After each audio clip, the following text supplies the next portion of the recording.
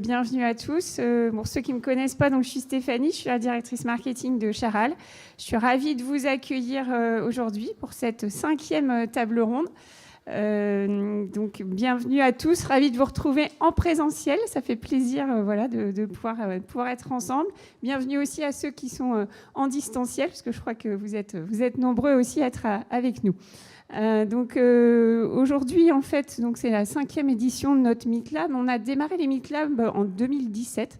L'idée était pour nous de venir, nourrir notre signature de marque, qui est Vivons Fort, mais qui se voulait traduire la notion de bœuf en tant que plaisir essentiel. Donc derrière cette notion de plaisir, bien sûr, mais aussi l'essentialité, le fait de bien manger, les notions de santé aussi. Et ça nous semblait important finalement justement de prendre du recul à travers ces tables rondes sur la place de l'alimentation dans notre société en général, de la viande aussi en particulier, à travers différents sujets. Donc on a par exemple traité du flexitarisme, on a traité de l'impact du digital sur notre alimentation ou de sujets tels que l'impact du genre aussi sur notre alimentation. Et puis cette année, je dirais un peu en sortie en post-crise, on s'est dit on va essayer de prendre un peu de recul aussi. Et puis finalement, on s'est dit l'alimentation, est-ce que c'était mieux avant ? Donc je pense que c'est un sujet qui vous a intéressé, qui vous a interpellé. On est souvent un peu nostalgique, mais avec nos experts, on va se poser la question de finalement, est-ce qu'on a raison de l'être ou pas ?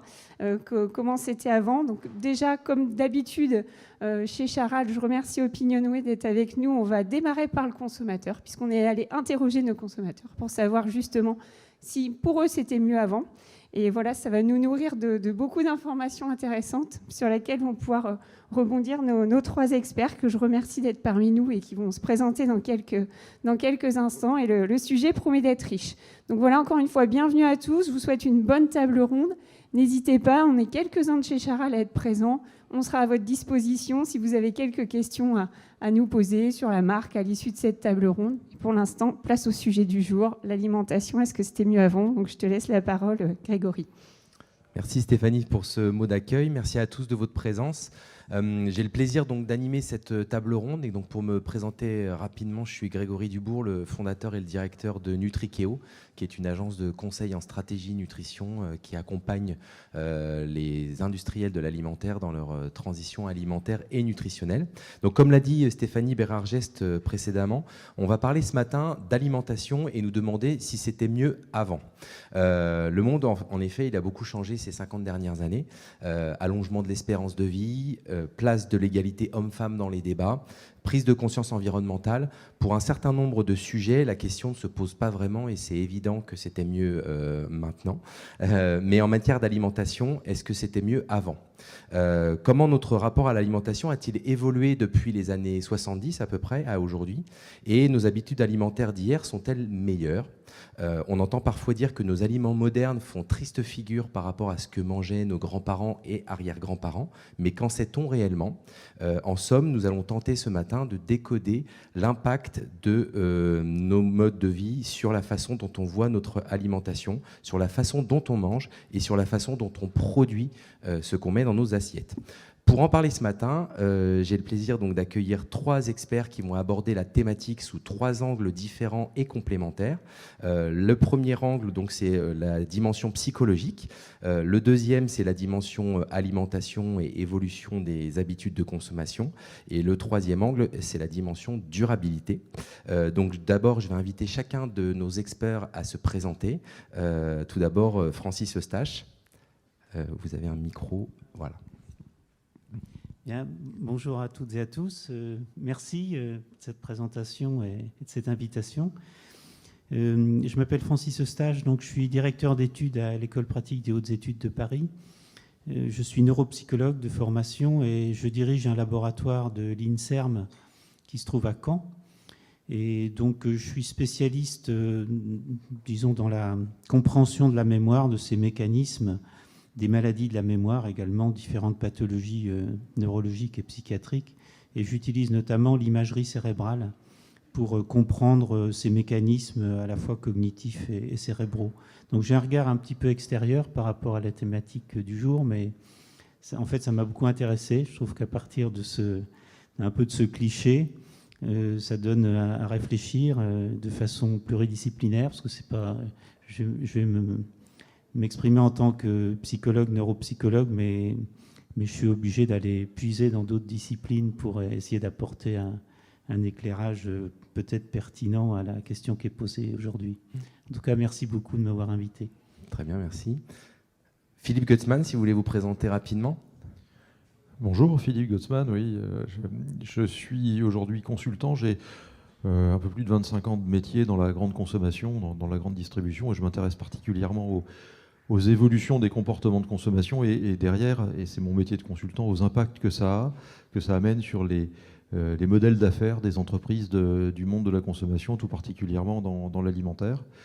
Et dans l'actualité toute fraîche, j'ai créé une structure qui sera, on va dire, présentée officiellement, mais on commence depuis une dizaine de jours, avec 3 partenaires que sont Fidal, Hopscotch et Kea et Partners, une structure qui s'appelle Faire Mieux, qui vise à réfléchir et à porter des projets multiparties prenantes de transition alimentaire. Et enfin, Anne-Charlotte Doc. Oui, bonjour à tous. Donc, Anne-Charlotte Doquès, je travaille à l'Institut de l'élevage. L'Institut de l'élevage, c'est un institut de recherche appliquée autour de l'élevage et des filières de l'élevage. Je suis responsable d'un département sur les questions sociales et sociétales, donc métier d'éleveur et société. Et dans cette table ronde, donc, j'interviendrai sur la 3e partie, plutôt sur le point de vue donc, de la production agricole, de la production de l'élevage et de sa durabilité. Très bien, merci beaucoup. Donc, avant de redonner la parole à nos experts pour commencer le débat, nous allons avoir la présentation d'une étude consommateur sur l'approche du « C'était mieux avant » par Opinionway, et plus particulièrement autour de l'alimentation pour introduire cette table ronde. Merci. Bonjour à tous. Donc effectivement, nous, on a été interrogés, les Français, pour bien comprendre leur perception par rapport à la vie d'il y a 50 ans, donc les années 70. Alors, on va voir, on a commencé un peu plus large, c'est-à-dire qu'on les a interrogés sur l'ensemble des piliers qui constituent notre société. Puis, on va s'intéresser à l'alimentation. Est-ce qu'elle était vraiment mieux avant ? Alors juste pour quelques mots sur le dispositif, on a interrogé 1000 Français âgés de 18 ans et plus représentatifs. On a mis en place un suréchantillon pour avoir une lecture sur les plus jeunes, la génération Z. C'était un questionnaire de 10 minutes et le terrain a eu lieu à cheval sur fin août, début septembre. Donc je vous le disais, ces résultats, on va les regarder au regard de 4 générations. La génération Z qu'on a délimitée entre 18 et 21 ans. La génération Y de 22 à 40 ans, génération X de 41 à 56 ans, et les baby boomers qui sont des Français âgés de 57 ans et plus. Alors la vie, oui, c'était mieux avant. Pour 3/4 des Français, ils sont assez unanimes sur le sujet. Alors plus précisément, 74% des Français estiment que la vie était mieux avant. Et c'est un sentiment qui est partagé par toutes les générations. Il n'y a pas de différence, qu'on soit une génération Z ou un baby boomer, tout le monde partage ce sentiment que la vie était mieux avant. Alors on va le voir, il y a des différences, il y a des choses, on n'est pas forcément sur les mêmes critères quand on est jeune ou quand on est plus vieux. Néanmoins, au global, on est sur quelque chose de oui, la vie était mieux avant. Alors entre les hommes et les femmes, toujours sur cette idée que la vie était mieux avant, il n'y a pas de différence, on va dire, statistique entre les hommes et les femmes. Néanmoins, les femmes sont un peu plus nombreuses à dire que c'était un petit peu mieux avant quand même. Sur la CSP, là, pour le coup, il y a une différence significative. Ce sont les CSP- et les inactifs qui estiment que la vie était vraiment mieux avant. Les CSP+, finalement, sont plus en phase avec la société et ont une meilleure, en tout cas, une vision moins dégradée de la vie d'aujourd'hui. Enfin, pas de différence significative entre les régions, qu'on soit parisien, ou du moins francilien ou qu'on vive en province. On est tous d'accord pour dire que la vie était mieux avant. Et pareil pour les foyers avec enfants et sans enfants. Aucune différence significative. Alors, Donc, c'était mieux avant, mais finalement, qu'est-ce qui était vraiment mieux avant? Alors, le premier élément, et de très loin, c'est tout ce qui est relatif à la sécurité et au civisme. Donc, il y a évidemment derrière le terrorisme. On vit dans une époque qui est quand même assez chargée en termes de terrorisme, mais aussi des problèmes d'incivilité, d'incivisme. Puis, on a tout ce qui est relatif à l'éducation. C'était mieux avant. L'environnement, également mieux avant. La communication entre les personnes, également. Et enfin, l'alimentation, le travail et l'agriculture sont aussi des éléments qui étaient mieux avant. On a présenté ici le pourcentage de gens qui nous disaient c'était mieux avant. Il faut savoir que cette question, on leur a demandé c'était mieux avant, c'est mieux maintenant ou c'est ni mieux ni moins bien. Donc là, ici, on a mis le chiffre lorsque c'était le c'est mieux avant qui l'emportait sur le c'est mieux maintenant. Alors si on regarde en fonction des différentes générations, donc là on va retrouver la sécurité, le civisme à 70% de c'était mieux avant. La génération Z est beaucoup plus modérée. Alors deux raisons. Déjà d'une, il y a quand même une difficulté à se projeter sur les années 70 pour des gens qui ont à peine 20 ans, on va pas se mentir. Et puis on va le voir de manière générale, on est sur une génération qui est finalement plus en phase avec sa société que les baby boomers notamment.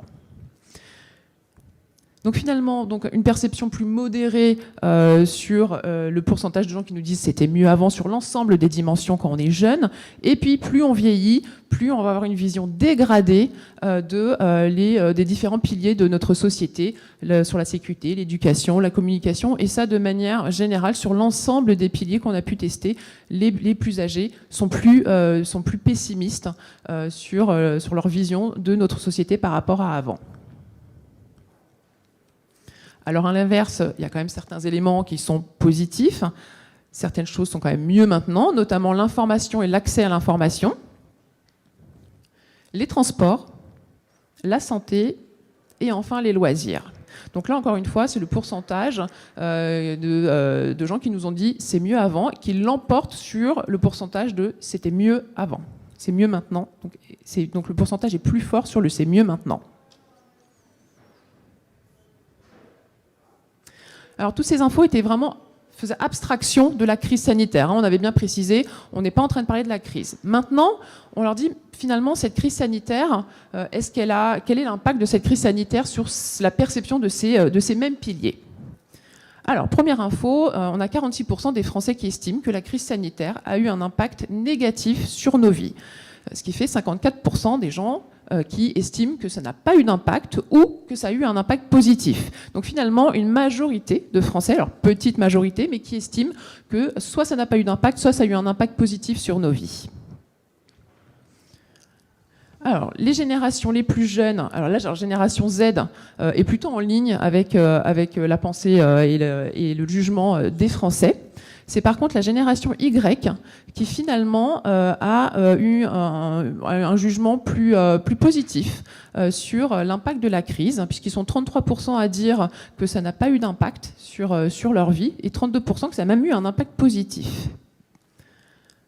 Par contre, sur les générations plus âgées, c'est finalement les générations qui ont le plus souffert et qui estiment qu'il y a eu un impact négatif sur leur vie.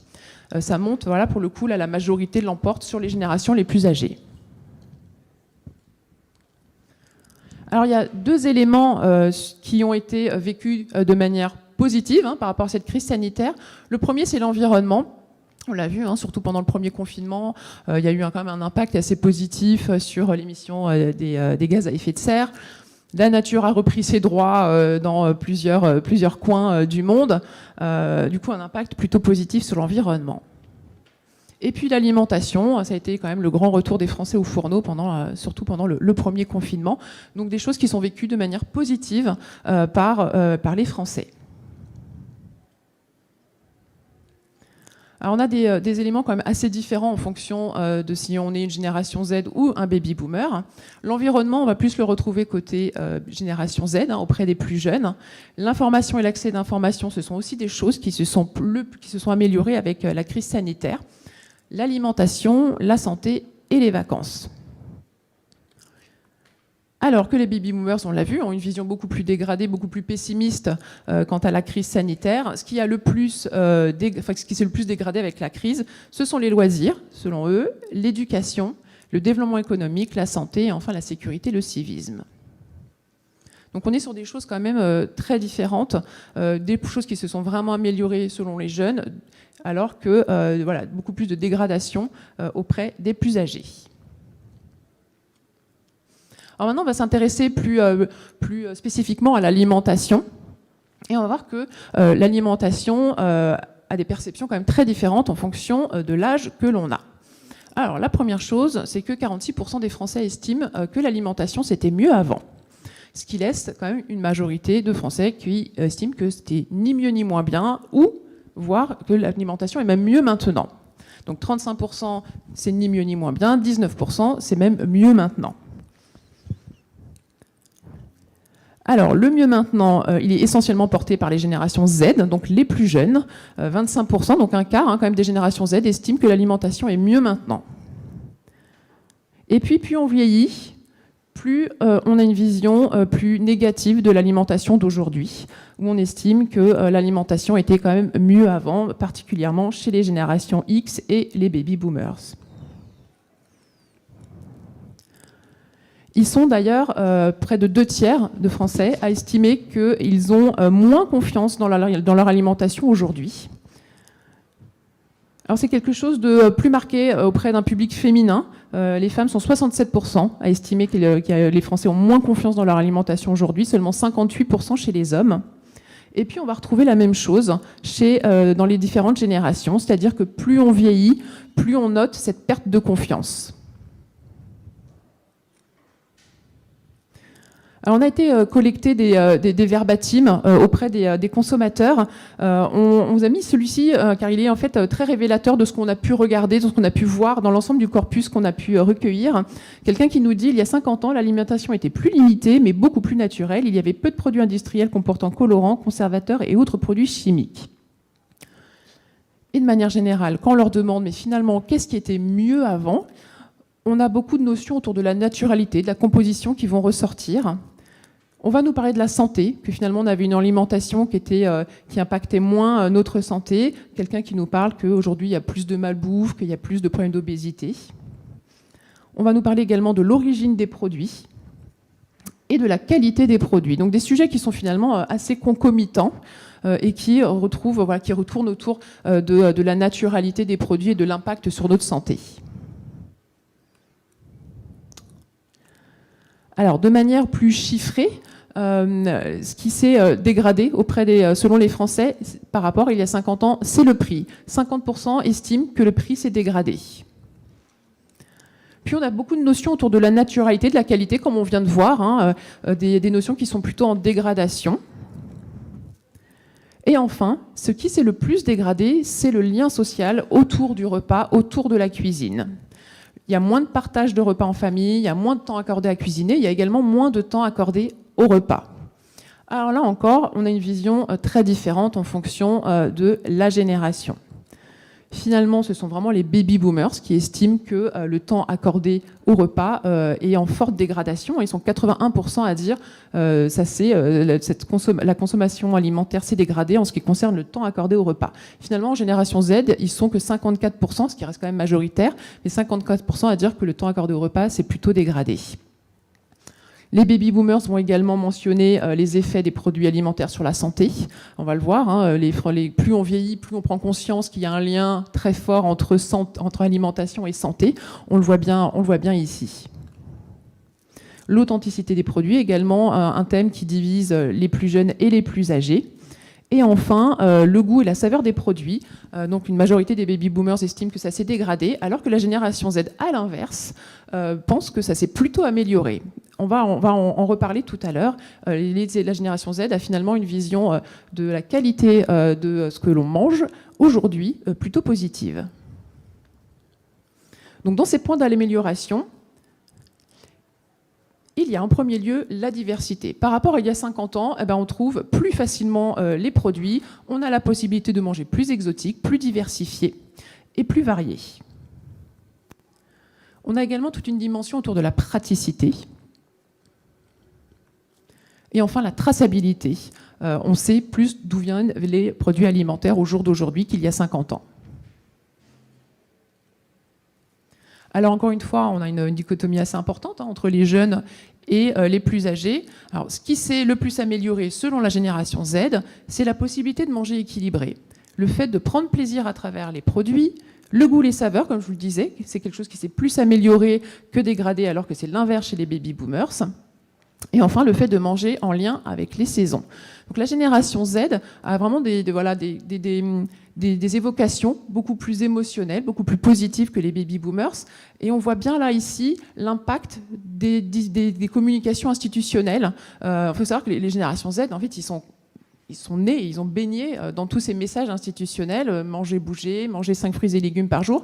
Et on voit bien l'impact que ça peut avoir sur leur perception de leur alimentation au jour d'aujourd'hui. Alors, plus récemment, on a parlé de l'impact de manger des produits de saison sur l'environnement, le manger local. Et on voit bien que ce sont des gens qui sont beaucoup plus en phase aujourd'hui avec leur alimentation d'aujourd'hui.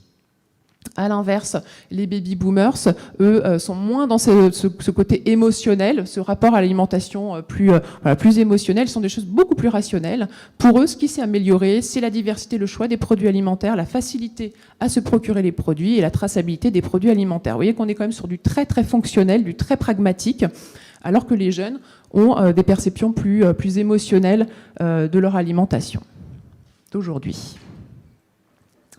Donc on l'a vu, hein, il y a des choses qui sont dégradées, des choses qui sont améliorées. Du coup, on s'est intéressé finalement à leur alimentation et à l'importance qu'ils accordent à leur alimentation d'aujourd'hui. Alors une très large majorité des Français déclarent accorder de l'importance à son alimentation au quotidien. Alors on a un petit décalage entre les hommes et les femmes. Les femmes sont quand même plus sensibles, en tout cas vont déclarer être plus sensibles et accorder plus d'importance à leur alimentation au quotidien. De même que les générations les plus âgées accordent plus d'importance à leur alimentation au quotidien que les plus jeunes. Alors, ce sur quoi ils donnent le plus d'importance au global des Français, c'est le goût, les saveurs, la qualité des produits alimentaires, se faire plaisir. Donc vous voyez que le top 3, on est quand même sur des notions très très hédonistes. Ensuite arrive l'impact sur la santé, également avec un critère d'importance très haut dans la hiérarchie. Le prix à 54%. Donc 54% des Français estiment qu'ils donnent une grande importance au prix. Et puis après, on a des choses un peu plus fonctionnelles. Alors, j'attire votre attention sur un élément qui nous marque de manière assez récente. En fait, j'ai attiré votre attention sur le respect des animaux et l'impact environnemental, qui sont deux dimensions qui, il y a encore peu de temps, étaient inversées. C'est-à-dire que l'impact environnemental était plus haut dans la hiérarchie, dans les drivers, dans les critères d'importance, lorsqu'on interrogeait les Français. Et là, on voit qu'il y a un switch qui s'est opéré entre le respect des animaux, donc tout ce qui est bien-être animal, et l'impact environnemental. Donc le respect animal qui était très porté par les plus jeunes il y a encore peu de temps. Finalement, on voit que ça se diffuse au sein de l'ensemble de la population française et le respect, le bien-être animal gagne des places dans la hiérarchie des différents drivers quand on parle d'alimentation chez les Français. Alors, quand on regarde ce qui se passe en fonction des différentes générations, le top 3, il ne bouge pas. Ce qui est important pour l'ensemble des Français, le goût, les saveurs, se faire plaisir, la qualité des produits alimentaires. Ça ne bouge pas. Ce qui va bouger chez la génération Z, il y a l'émergence du prix qui va remonter, évidemment, d'une population qui est plus sensible au prix. Le respect des animaux, comme je vous disais, on est quand même sur des notions qui sont fortement portées par les plus jeunes. On le retrouve ici. Ce qu'on va retrouver de manière un peu plus spécifique sur les générations Y et les baby boomers, c'est l'impact des produits sur leur santé, qui sont deux critères plus importants pour ces deux générations. Alors génération Y, probablement parce qu'elle arrivait des premiers enfants dans les foyers, et puis les baby boomers, encore une fois, plus on vieillit, plus on a cette conscience forte que ce qu'on mange a un impact sur notre santé. Alors enfin, pour terminer sur cette partie alimentation, on leur a demandé s'il y avait des critères ou des dimensions sur lesquelles ils ne seraient absolument pas prêts à renoncer, donc des améliorations qu'on a notées et qu'on ne voudrait pas, sur lesquelles on ne voudrait absolument pas passer. Alors la première chose, et de très loin, c'est la sécurité sanitaire, les contrôles qualité. Aujourd'hui, c'est une évolution positive que les Français ne seraient pas prêts sur laquelle les Français ne seraient pas prêts à renoncer. Puis la possibilité de manger équilibré, l'accessibilité financière aux produits et enfin la transparence. Donc quatre notions clés: la sécurité alimentaire, le fait de manger équilibré, le prix et puis la traçabilité. Et enfin, pour finir notre tour d'horizon sur ce qui était mieux avant, ce qui est mieux maintenant, on s'est intéressé à l'agriculture, qui suit un peu les mêmes tendances que l'ensemble des différents critères qu'on a pu évaluer. Alors, ce qui s'est plutôt amélioré, c'est la traçabilité. On l'a vu, l'alimentation, on est également sur des notions qui se sont améliorées sur la traçabilité. L'agriculture va de pair. La place du bio dans notre alimentation, c'est aussi quelque chose qui s'est amélioré au cours des 50 dernières années. Ce qui est à l'équilibre, c'est tout ce qui est notion autour du bien-être animal. Et enfin, ce qui est en forte dégradation, c'est tout ce qui est autour de l'environnement et de l'humain. Avec tout en bas du tableau, l'item qui s'est le plus dégradé selon les Français, c'est la juste rémunération des producteurs, des éleveurs. Donc voilà, donc pour conclure, ce qu'on voulait dire, c'est que en fait, finalement, l'alimentation, les perceptions autour de l'alimentation ne sont pas si dégradées que ça. Elles sont surtout très différentes en fonction de l'âge que l'on a. On a d'un côté des jeunes, alors qui certes ont eu plus de mal à se projeter sur les années 70, mais qui finalement ont une vision plus positive de leur alimentation et sont plutôt en phase avec l'alimentation qu'ils ont au jour d'aujourd'hui. Et puis on a de l'autre côté des baby boomers, probablement nostalgiques, qui ont une vision quand même, on va pas se mentir, un petit peu idéalisée. Alors ça, je laisserai la parole aux experts, mais presque une vision un peu fantasmée des années 70. Parce que, encore une fois, pareil, on va pas se mentir, mais les années 70, mais encore une fois, vous pourrez en parler, mais c'est quand même pas non plus un modèle en termes d'agriculture vertueuse. Donc voilà, je laisserai la parole à nos experts sur ce point. Merci beaucoup. On va pouvoir aborder donc la première partie de cette table ronde, qui est la dimension psychologique. Donc on le voit bien, et l'étude le montre bien, pour 3/4 des Français, la vie c'était mieux avant. Donc Francis Eustache, en tant que spécialiste de la mémoire humaine, est-ce que vous pouvez nous expliquer en quoi le mécanisme de la mémoire peut jouer sur cette approche passéiste, c'est-à-dire cette tendance à remettre en question ce que l'on a et être empreint de nostalgie, et surtout, est-ce que c'est toujours justifié ou plutôt expliqué par des mécanismes neuropsychologiques? Alors, je vais répondre en tant que psychologue, mais je vais faire une petite introduction avant. D'abord pour dire que je trouve ce sondage remarquable. C'est extrêmement riche, on pourrait passer des heures à le commenter, ce que je ne vais pas faire. Et ce serait aussi intéressant de le voir défiler dans le temps, c'est-à-dire qu'il soit fait à intervalles réguliers, un peu comme font des organismes comme le CREDOC qui prennent le pouls de la population française, parce que c'est un sujet extrêmement intéressant. Alors, c'était mieux avant. Si vous cherchez sur Internet, vous allez tomber tout de suite sur le livre de Michel Serres que je voulais rappeler.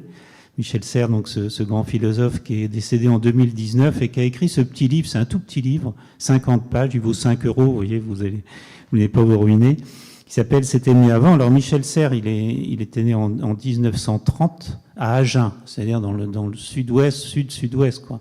Donc il a connu la guerre d'Espagne, les réfugiés espagnols qui sont venus, il était dans la marine, donc il a connu la Deuxième Guerre mondiale, les guerres coloniales et tout ça. Alors lui, quand il écrit « C'était mieux avant », évidemment, c'est avec le sourire. Et lui, il parle d'un optimisme de combat. C'est-à-dire qu'il faut... Et je pense, à ce sujet-là, peut-être que je vais interpréter un tout petit peu différemment votre vision un petit peu pessimiste des réponses des Français. 75%, c'est vrai que c'est impressionnant. C'était mieux avant. Mais le c'était mieux avant, je préfère le terme de nostalgie, qui est ambivalent, vous voyez, qui est à la fois positif et négatif, au terme de pessimisme. Je ne pense pas que ce soit fondamentalement du pessimisme. En tout cas, ça mériterait d'être analysé, là aussi, génération par génération, et puis à un certain temps. Ce travail, ce sondage, il a été fait fin août, début septembre, si je me souviens bien. Vous voyez, un moment un peu de bascule, donc ce serait intéressant de voir ce qui se passe après. Ce que j'ai trouvé aussi intéressant dans le sondage, c'est bien sûr qu'il porte sur l'alimentation, qui est la thématique principale, mais bon, qui voit de façon beaucoup plus large. Alors, c'était mieux avant. Ça renvoie à quoi? Ça renvoie au fait que quand faut mettre en correspondance, disons, deux concepts, les émotions et la mémoire, qui marchent souvent de concert. C'est-à-dire que si on a une émotion importante, on mémorise mieux. Et l'émotion, il y a deux grands vecteurs à l'émotion. Il y a l'intensité, mais l'émotion, elle est plus ou moins... Alors, je parle pas des émotions traumatiques, hein. On n'est pas du tout dans ce registre-là. C'est des émotions plus ou moins fortes. Et il y a aussi la valence des émotions plus ou moins agréables. Alors, on peut en distinguer X émotions, hein. C'est pas le sujet, c'est plus ou moins agréable. Alors, au quotidien, j'ai envie de dire, dans le présent, on va plutôt retenir les émotions négatives. Parce que, généralement, elles sont plus fortes en intensité. En tout cas, c'est comme ça qu'on les perçoit. Parce que ce dont je vous parle, ce n'est pas de l'objectivité. Mes deux collègues après vont être beaucoup plus objectifs que moi. Moi, je suis plus dans une analyse de la subjectivité. Et en fait, ce que rapportent les Français dans le sondage, ce sont des impressions subjectives. Donc, la perception, schématiquement, hein, très schématiquement, elle est plutôt négative. Parce que les émotions négatives sont plus fortes que les émotions positives. Par contre, notre mémoire, on a un biais, ce qu'on appelle le biais de positivité, c'est-à-dire que quand on regarde vers le passé, eh bien, on a plutôt tendance à édulcorer et à fabriquer un passé, une narration identitaire de nous-mêmes dans notre monde qui est plutôt positif. Mais ça, c'est pas forcément du pessimisme, vous voyez. C'est ce qui va nous donner en fait le moteur, l'énergie vitale, un peu bergsonienne si vous voulez, qui va nous permettre de nous projeter dans le futur. Parce qu'il y a ce troisième terme qui est le terme de futur, qui est très important. Vous voyez, il y a aujourd'hui, et puis on regarde en arrière, effectivement, c'était mieux avant, bon, peut-être, mais c'était mieux avant, cette vision positive du passé, elle nous propulse dans le futur. Ça, c'est très important de considérer la mémoire avec, vous voyez, ce grand vecteur qui nous permet de voyager dans le temps. Bon, aujourd'hui, on est ici, dans cet endroit qui se prête bien à la discussion, d'ailleurs, c'était mieux avant. Et puis, on voyage dans le passé, donc c'est la question qui est posée, est-ce que c'est vraiment mieux dans le passé? Mais ce qui va compter au bout du compte, quand on s'est réveillés tous ce matin, on s'est dit, qu'est-ce que je vais faire aujourd'hui, puis qu'est-ce que je vais faire également plus loin, quelles sont mes ambitions. Donc, vous voyez, c'est un peu trompeur.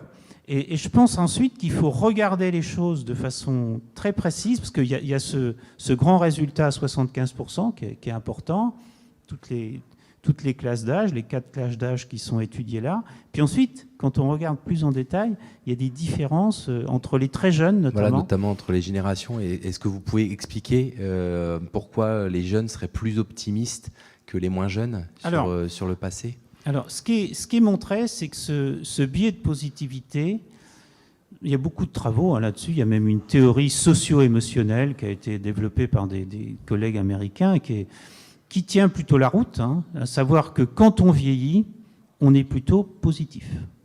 On voit plutôt notre passé, notre monde, de façon plus positive. Peut-être une interprétation qui est donnée, c'est qu'en fait, notre temps de vie est plus court, se raccourcit, et donc autant voir les choses de façon positive et puis foncer de façon positive. Bon, c'est une interprétation un peu rapide. Ça a été montré de façon assez intéressante quand même chez des personnes qui ne sont pas forcément âgées et qui ont une maladie grave. Quelqu'un qui a un cancer par exemple, va avoir tendance aussi à voir les choses de façon plus positive. Alors il y a une immense exception à ça, c'est la dépression. Les personnes qui sont dépressives vont pas avoir ce biais de positivité, mais au contraire vont avoir des idées noires, enfin vous savez bien, et vont en fait capter dans leur passé tout ce qui est négatif. C'est pour ça que je me suis permis de corriger un peu l'interprétation, de dire que c'était mieux avant, c'est pas forcément quelque chose de négatif, vous voyez, parce qu'au contraire, j'ai envie de dire, c'est ce qu'on observerait dans la dépression, on n'observe pas ça. Donc c'est en fait un chemin que notre mémoire prend pour être positif dans le futur. Et j'ai envie de retourner l'argument, puisque vous me parlez des jeunes et des vieux, pour faire simple, hein, Moi, je suis avec les vieux, donc c'est pour ça que je m'appelle vieux, sans trop de complexe. Pour les jeunes, c'est peut-être pas si simple que ça, et notamment chez les tout jeunes, qui sont très intéressants, parce que le fait qu'ils aient moins ce biais de positivité, je pense que là, il faut inviter dans la discussion le futur. Certainement que ces jeunes, on le voit dans d'autres comportements. Moi, j'ai des données aussi là-dessus, dans des sujets extrêmement différents. C'est vrai que cette génération Z, c'est un lapsus révélateur, cette génération zen, elle n'est pas si zen que ça. Et j'ai envie de dire que les générations XY sont assez proches par certains côtés des baby-boomers, même s'ils sont plus jeunes. Ils ont quand même flirté avec les années 70, ce que n'ont pas fait les tout jeunes. Et c'est vrai que les années 70, c'est aussi un moment, alors je ne dis pas que c'était le paradis, mais c'était un moment quand même très utopiste.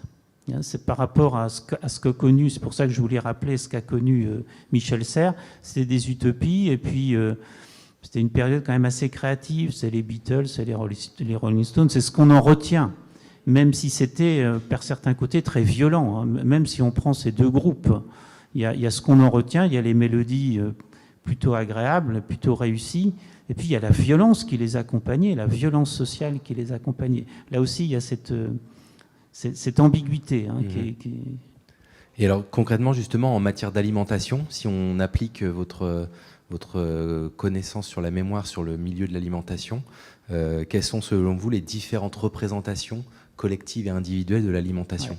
Alors, je ne suis pas spécialiste ni d'alimentation ni de nutrition, mais j'ai trouvé le sujet extrêmement intéressant, et les résultats du sondage sont très intéressants, parce qu'il y a les aspects objectifs de l'alimentation que mes deux collègues vont reprendre, qui sont spécialistes du domaine, et puis qui vont évidemment vous montrer que objectivement, c'était pas mieux avant.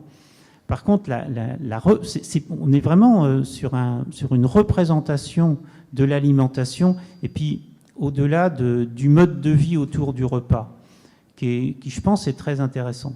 C'est-à-dire ce qui est bien mis dans le sondage, bien mis en évidence, alors moins chez les tout jeunes, parce que les tout jeunes n'ont pas forcément connu ça, puis je pense qu'ils tournent la page de ça, mais l'aspect intime du repas, intime avec d'autres, hein, c'est-à-dire qu'on n'est pas tout seul hein, pendant le repas, on est avec sa compagne, son compagnon, en famille, on retrouve des amis. C'est quelque chose de très important. Et comme vous l'avez justement dit dans votre question, il y a l'aspect collectif, il y a l'aspect identitaire qui est très important. C'est les repas de famille, c'est un peu une caricature, mais les repas de famille, c'est aussi notre identité. C'est le moment où on va se raconter toujours les mêmes trucs qui sont peut-être pas très importants, mais c'est ce qui fait qu'on appartient à une famille, à un groupe, à un pays quand on est déplacé, pour les personnes qui sont arrivées en France, justement, qui ont été déplacées. Donc cet aspect-là, je pense, est très important. Là, on rejoint vraiment la mémoire, hein, l'identité et la mémoire. Et puis le caractère émotionnel.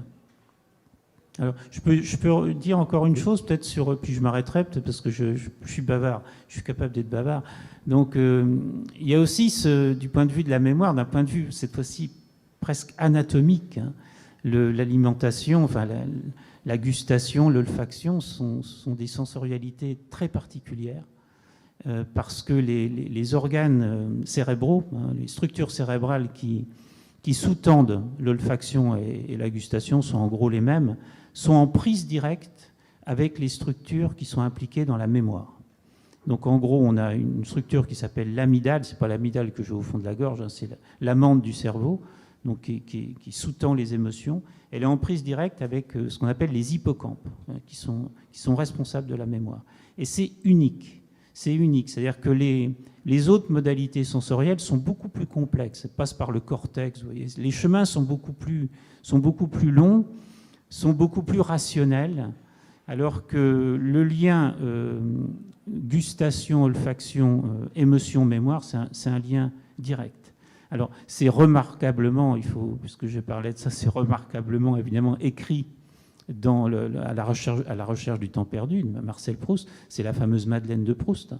La Madeleine de Proust, c'est le fait que le narrateur est en contact avec ce goût particulier, puis cette texture particulière de la Madeleine.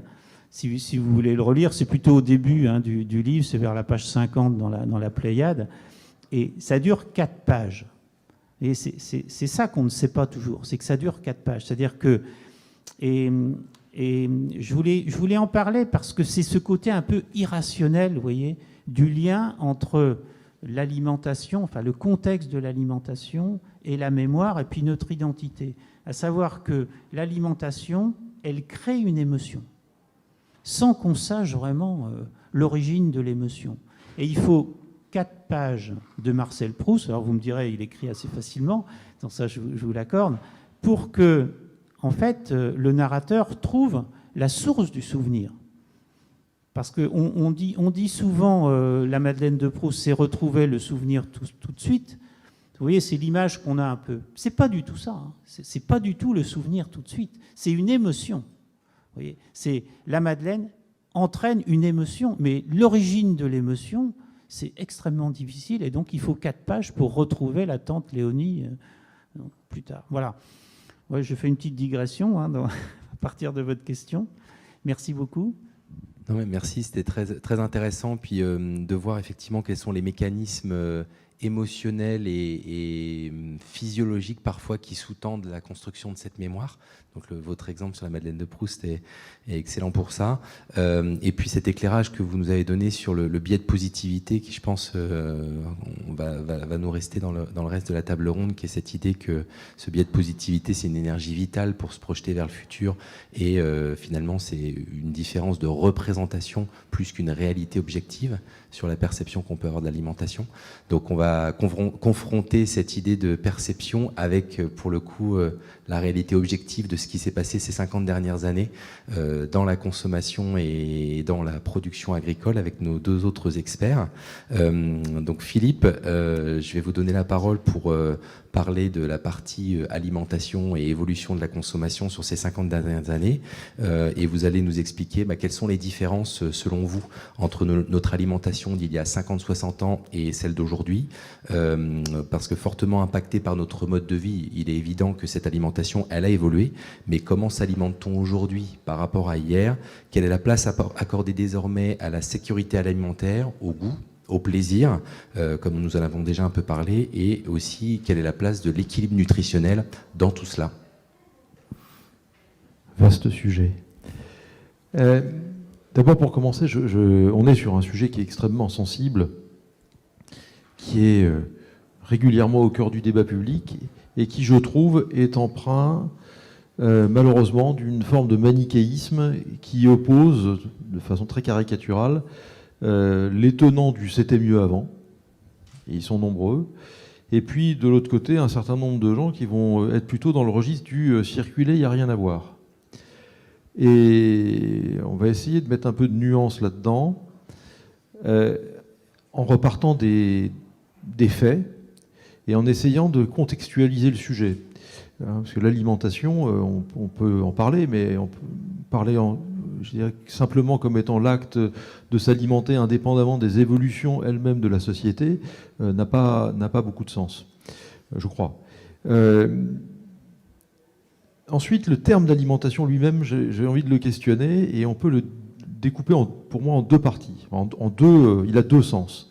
Quand on parle d'alimentation, et c'est ce qu'on ressent bien dans l'étude, je dirais dans toute la partie, entre guillemets, négative, celle où les Français ont tendance à dire c'était mieux avant, je lis de façon très nette l'alimentation sous l'angle des produits alimentaires. Quand on parle d'alimentation, on va parler des produits. Et de ce côté-là, et puis évidemment vous avez compris que de l'autre côté, l'alimentation c'est la pratique. Quand on parle de s'alimenter, c'est une pratique, c'est autre chose. Et l'ensemble de l'alimentation, c'est une combinatoire de multiples produits et de pratiques alimentaires. On en parlera, je pense, après. D'abord sur la partie produit, c'est ça qui est très intéressant et qu'on peut, je pense, assez nettement objectiver pour le coup. bon, on l'a déjà dit, ça a déjà été suggéré, clairement, au niveau des produits, c'était pas mieux avant. Mais alors, pas du tout. Même si on peut avoir une perception de ça. Je vais essayer de regarder ce sujet. D'abord, l'étude, ça m'a à la fois beaucoup intéressé et beaucoup surpris, positivement. Vous avez souligné l'accessibilité aux produits. C'est-à-dire que les Français, manifestement, perçoivent bien qu'ils n'ont jamais eu accès à une offre aussi large et de qualité, évidemment. Redisons-le simplement, c'est que l'alimentation en France est probablement la plus sûre avec celle du Japon au monde, et donc on a une offre d'extrêmement grande qualité. Les années 70 n'étaient pas du tout de ce niveau de qualité-là. C'est-à-dire, certes, on pouvait trouver, et ça aussi c'est un peu fantasmé, quand on était dans les campagnes ou quand on y se rendait pour les urbains, des produits fermiers, etc., etc. Leur qualité pour les produits industriels était beaucoup moins bonne qu'aujourd'hui parce qu'on maîtrisait moins la technique. Et d'un point de vue sanitaire, les circuits plus traditionnels étaient loin d'être au niveau de ce qu'ils sont aujourd'hui. L'offre également, avant la grande consommation, si vous vous remettez simplement après-guerre, elle est évidemment beaucoup plus limitée qu'aujourd'hui. Donc ça, c'est quelques premiers éléments. Et la sûreté, je l'ai déjà suggéré, la sûreté alimentaire, il y a une étude du Sénat qui est sortie il y a 3 ans qui l'a redémontré, mais c'est très documenté. Le risque létal, c'est pas rien comme sujet, le risque létal de s'alimenter a été divisé par 100 en 60 ans, par rapport à la fin des années 50. Sauf des cas qui sont évidemment dramatiques d'intoxication alimentaire, mais ils sont relativement rares. Le cas notamment des allergies alimentaires qui, lui, par contre, se développent pour d'autres raisons. Mais sinon, on ne risque pas ou très rarement de s'empoisonner en France en mangeant. Ce n'était pas le cas il y a 60 ans. Donc ça sont des éléments objectifs qui changent.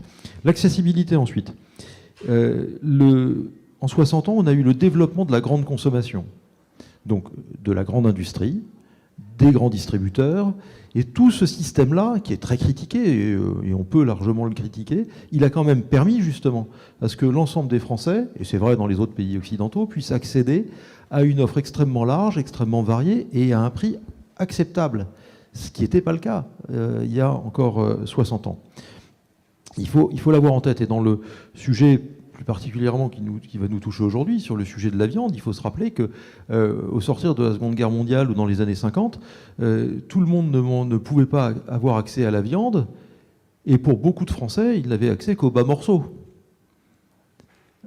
Ou, et ça c'est un autre sujet, ou notamment sur la consommation d'abat, qui par contre aujourd'hui est en perte de vitesse, c'est sans doute dommage, mais voilà, on ne consommait pas les mêmes produits. Donc ça, l'accessibilité a beaucoup bougé.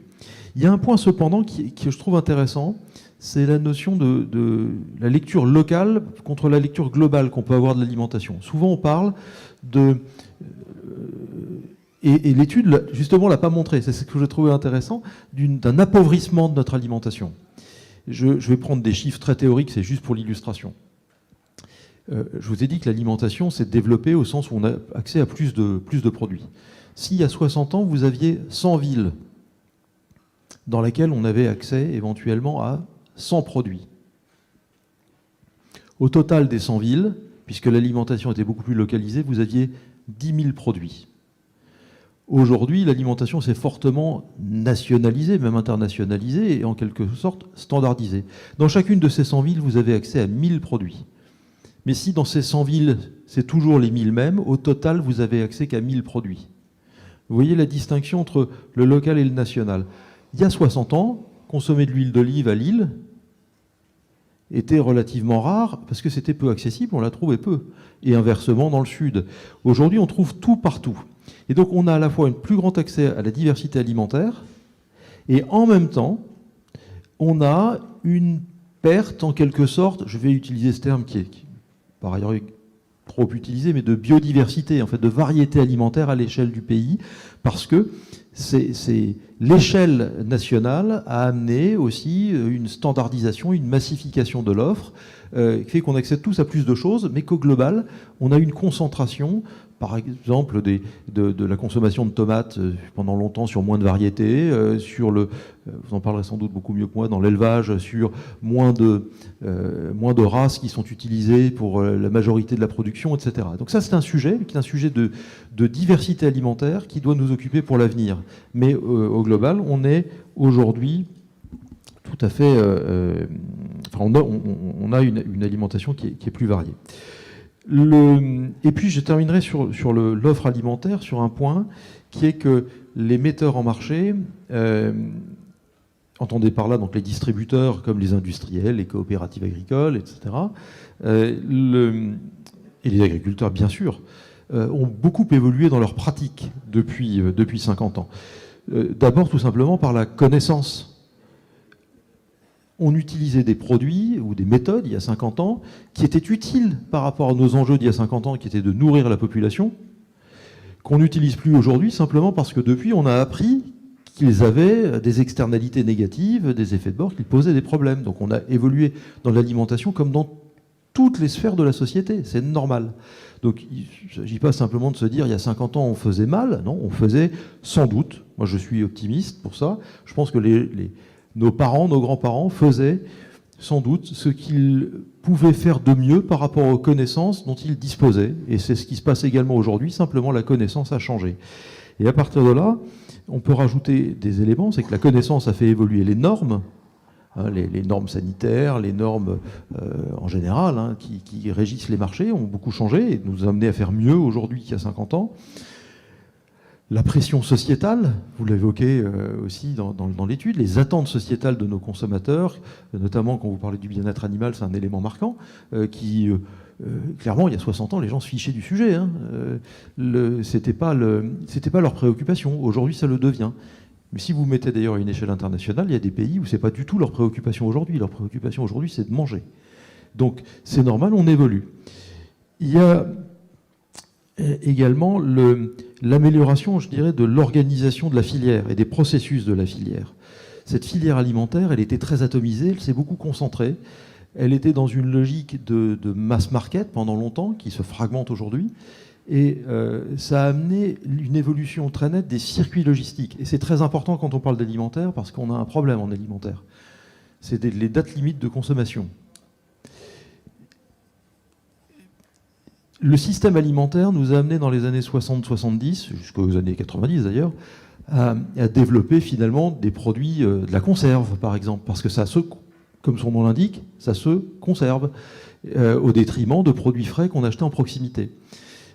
L'évolution des circuits logistiques, l'amélioration des systèmes, même de l'informatique sur les commandes, a permis de raccourcir les systèmes logistiques.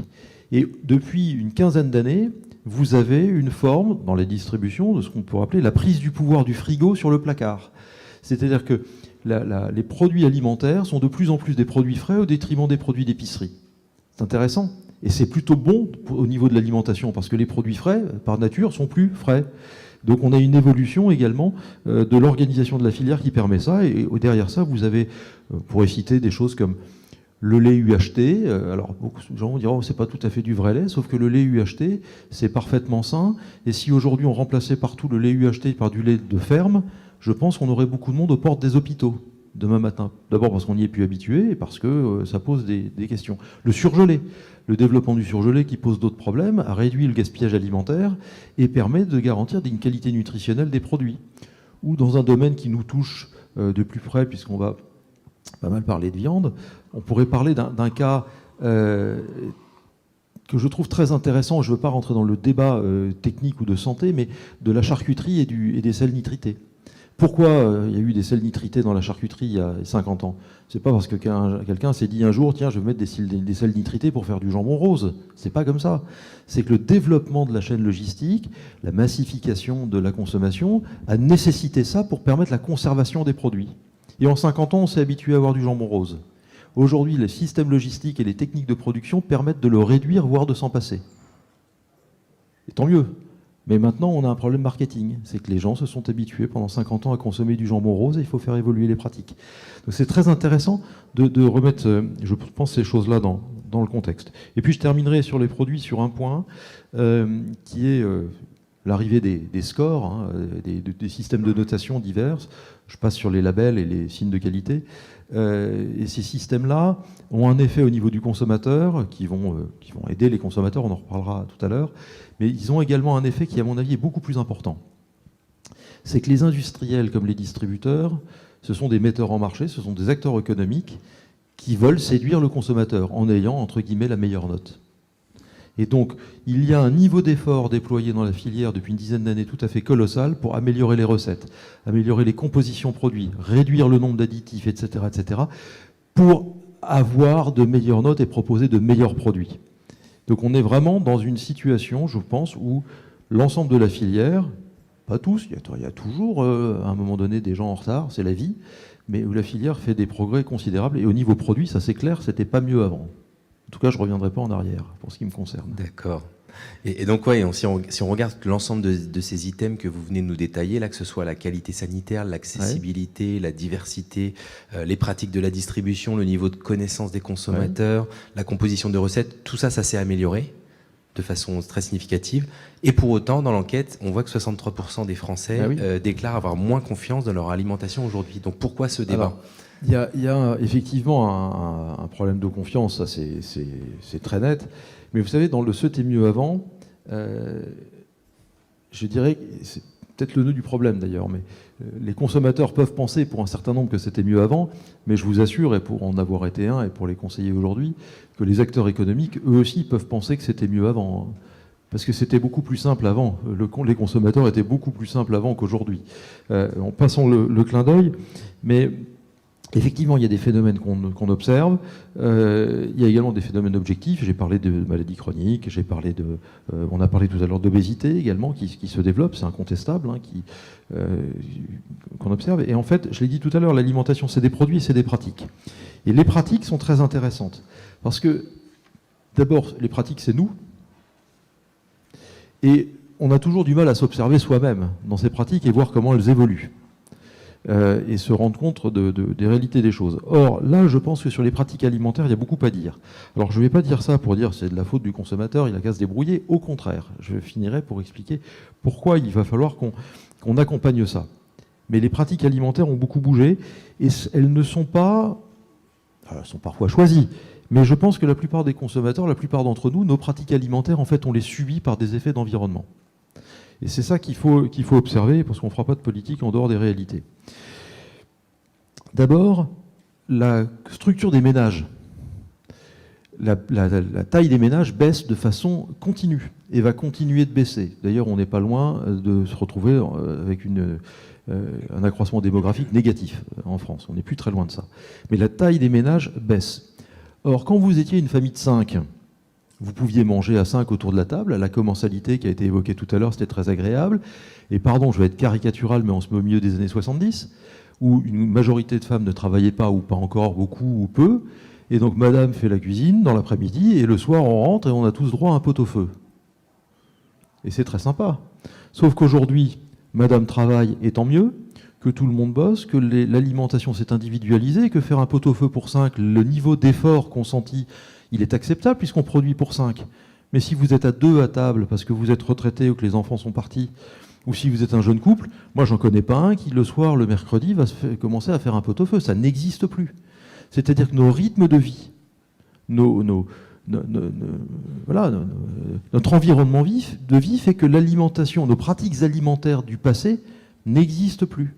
Alors, on a parlé notamment avec le confinement l'an dernier du retour à la cuisine, ça a été très temporaire de ce point de vue-là, mais vous voyez les émissions de télé depuis une dizaine d'années autour de la cuisine.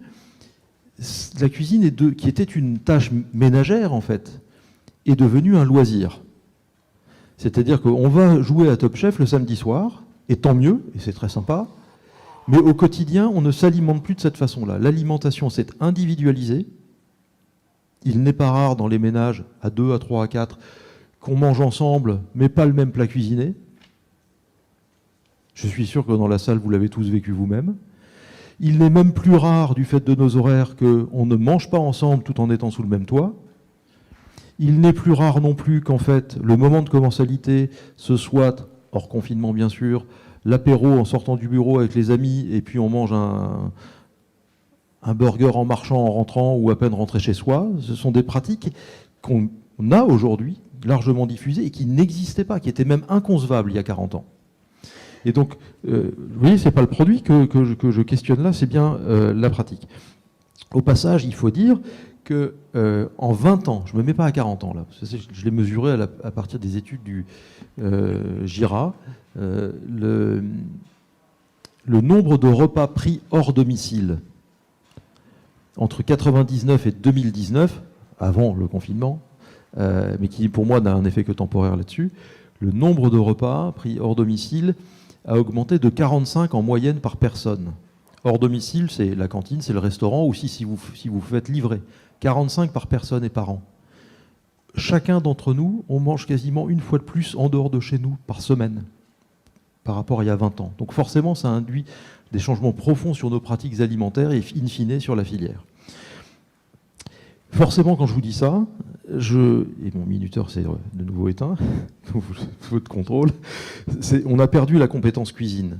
C'est-à-dire que là où dans les familles, il y avait tout le monde, il y avait toujours quelqu'un, en général, madame, qui savait cuisiner, et bien aujourd'hui, et donc pour savoir cuisiner, qui connaissait les produits, il savait les assembler, cette compétence, elle est largement en perdition, ce qui fait d'ailleurs que beaucoup d'organismes se questionnent sur la question de l'éducation alimentaire à l'école, pour le compenser, parce qu'il n'y a plus de transmission de cette éducation alimentaire, elle est largement perdue.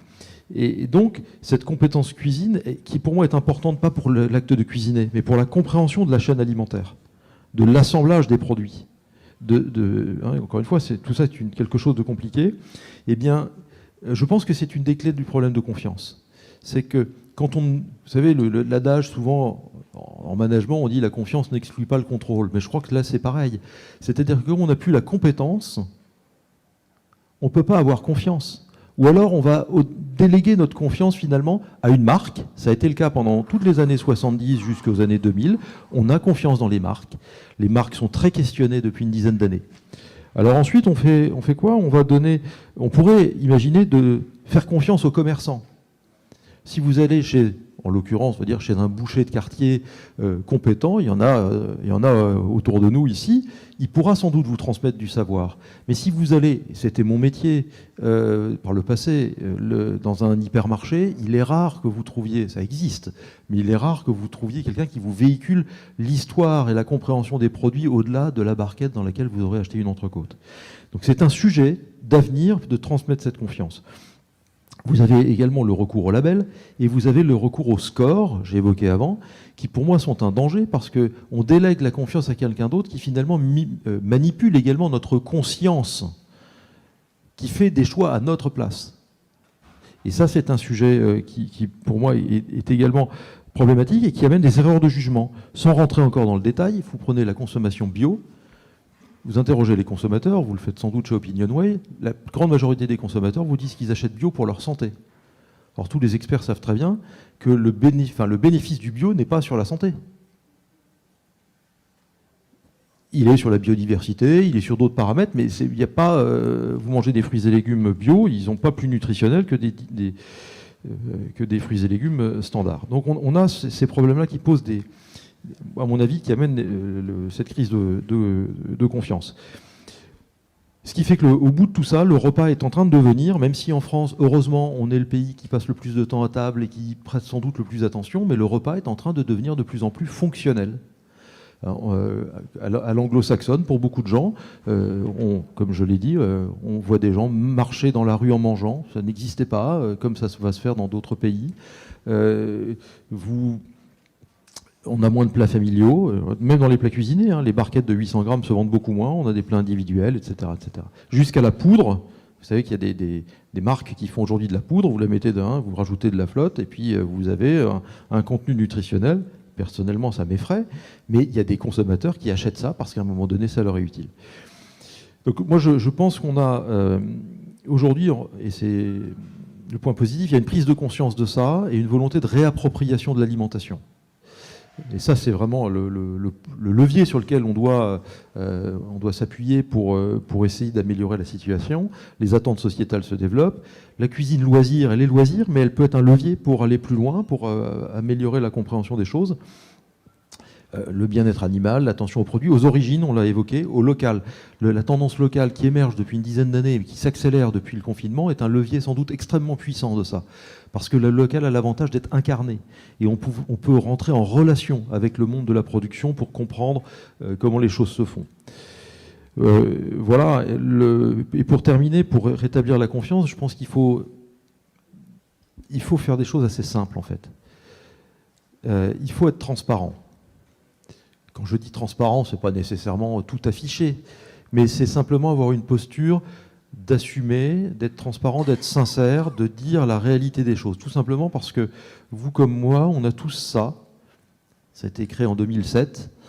Et c'est ce que j'appelle moi la fin de la captivité du client, aussi bien pour la consommation elle-même que pour l'information. Depuis 2007, on peut tout savoir tout le temps où on est. Et donc, ce qui n'est pas montré, ou ce qui est caché plutôt, va être suspect. Et donc les metteurs en marché doivent travailler cette transparence pour expliquer ce qu'ils font. Beaucoup d'industries ou de distributeurs s'y essayent et le font remarquablement bien. C'est un vecteur de confiance. Il faut être sincère. Moi, je suis convaincu que les gens sont capables de comprendre les messages, les difficultés, y compris dans cette filière d'élevage qui est une filière compliquée, qui est face à des défis difficiles. Les gens sont capables de le comprendre, mais il faut faire de la pédagogie. Il faut expliquer, il faut montrer les choses de façon sincère et assumée. Et quand je dis ça, j'arrive sur le dernier terme que j'utilise beaucoup dans mes interventions, c'est celui d'incarnation. Dans un monde qui est de plus en plus dématérialisé, où on a de plus en plus peur ou une inquiétude par rapport aux institutions, par rapport aux choses qui sont un peu immatérielles, on est par contre en capacité d'être en confiance quand on rencontre des hommes et des femmes qui sont capables d'incarner, de porter un discours qui est vrai, qui est sincère, qui est le leur. Et je crois que c'est le travail que la filière alimentaire doit porter avec, je termine sur ça, ce que j'appelle une approche servicielle, c'est-à-dire qu'on n'est pas là pour vendre des produits, on est là pour faire réussir le client. Si je suis boucher, je ne suis pas là pour vendre une entrecôte, je suis là pour qu'il prenne du plaisir à table, qu'il réussisse son moment. Et donc, quels sont tous les éléments que je mets en œuvre pour l'aider à réussir, pour l'aider à comprendre. Et donc, moi, je suis à la fois sûr que c'était pas mieux avant, et je pense que ce sera bien mieux demain. Merci pour cet éclairage. Du coup, si on considère que l'alimentation, c'est l'addition de produits et de pratiques, donc sur les produits, je pense qu'on est assez d'accord que l'offre s'est beaucoup améliorée ces 50 dernières années. Sur les pratiques, c'est peut-être un peu plus nuancé d'après ce que vous dites. Alors, certaines sont ni mieux ni moins bien, mais elles sont différentes en tout cas dans les pratiques alimentaires, que ce soit l'augmentation de la consommation hors foyer que vous évoquiez, la déstructuration des repas. D'autres sont peut-être un peu plus préjudiciables, hein, comme la perte de la compétence cuisine ou la diminution de l'éducation alimentaire que vous avez évoqué également, et ce qui aboutit à une perte de confiance du consommateur. Et donc, les pistes que vous évoquez pour finalement revenir à quelque chose qui était mieux avant, c'est de réapproprier l'alimentation, de reprendre confiance dans cette alimentation et dans les acteurs qui composent la filière. Merci beaucoup pour tout ça. On va passer désormais à la troisième partie de cette table ronde sur la thématique de la durabilité. Donc Anne-Charlotte, que répondez-vous à la question de c'était mieux avant en ce qui concerne l'élevage, l'agriculture et les techniques agricoles au sens large? Alors, Philippe Gottsman vient de nous dire que sur le plan de l'alimentation, il n'y a pas de doute, ça n'était pas mieux avant. Et on va essayer de regarder un petit peu ce qui se passe du côté des pratiques. Alors, et de l'agriculture, donc qui produit justement tous ces aliments dont on vient de parler. Avant de répondre à est-ce que c'était mieux avant ou est-ce que c'était moins bien avant, moi ce que je voudrais dire, c'est que c'était extrêmement différent avant. Et il y a eu vraiment deux grands types de transformations profondes dans l'agriculture et dans l'élevage. Il y a eu une révolution sociale, c'est-à-dire qu'on est passé d'une population qui était socialement majoritaire, la population agricole, à une population très minoritaire, je vais y revenir.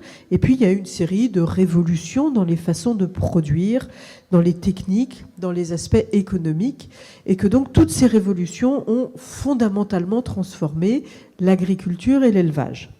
Alors, si on regarde un peu la révolution sociale, peut-être pour commencer, alors je vais un peu tricher, je ne vais pas me cantonner aux années 70, parce que finalement, notre imaginaire sur l'agriculture, il est plus ancien que ça. Et donc, pour bien comprendre ce qui s'est passé, c'est nécessaire de remonter un petit peu plus. Peut-être juste pour se dire qu'en 1900, alors je ne vais pas m'éterniser sur 1900, la population agricole, elle était largement majoritaire dans notre pays. Tout le monde n'était pas agriculteur, mais enfin, il y en avait vraiment beaucoup et tout le monde avait de la famille agricole. En 1950, les 3 secteurs de production, donc l'agriculture, l'industrie et les services, représentaient en gros chacun un tiers. Donc on était dans une population, entre guillemets, équilibrée. Et les agriculteurs avaient l'impression de peser dans la société et on était toujours dans un monde où tout le monde connaissait, ou presque, des agriculteurs. Et cette époque peut être perçue comme un âge d'or. Alors on parle des livres de Martine à la ferme pour ceux qui les connaissent. Et on les voit d'une manière positive, enjolivée, idéalisée, où on retrouve un peu ce que nous a évoqué Francis Eustache en première partie, tout ce biais de positivité. Aujourd'hui, on est dans un monde qui est vraiment différent. Les services emploient les 3/4 de la main-d'œuvre, l'industrie, une petite vingtaine de %, et l'agriculture, à peu près 4%. Si on complète avec l'agroalimentaire, c'est à peu près le double, donc à peu près 8%, c'est très minoritaire. Ça veut dire que même en milieu rural, les agriculteurs et ceux qui travaillent autour de l'agriculture sont minoritaires, et ce n'était pas le cas il y a encore peu de générations. Et ça a comme conséquence en fait que les agriculteurs, comme les autres citoyens, peuvent penser que c'était mieux avant parce qu'ils se comprennent moins bien aujourd'hui qu'ils ne se comprenaient avant. Donc on est dans une espèce d'image un peu fantasmée d'un monde agricole idéal dans le passé. Et donc, au-delà de cette transformation démographique, quelles sont, selon vous, les principales mutations qu'ont connues l'agriculture et en particulier l'élevage ces dernières décennies ? Alors, elles sont très très nombreuses les mutations. Donc depuis les années, on va dire 50, 60, 70. Il y a d'abord ce qu'on a appelé la révolution agricole, qui est en gros les années 60, 90, qui a transformé nos façons de produire et qui a permis une augmentation très forte de la productivité du travail. C'est-à-dire que chaque agriculteur, chaque année, a produit environ 3 à 4% de plus entre les années 60 et les années 2000. Et par exemple, un éleveur, depuis 20 ans, produit 50% de plus de viande qu'il ne produisait. Donc c'est quand même assez considérable.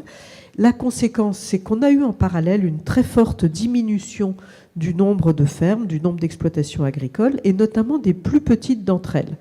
Si je reviens à 1950, on avait 2,3 millions d'exploitations agricoles en France, et on en a aujourd'hui environ 400 000.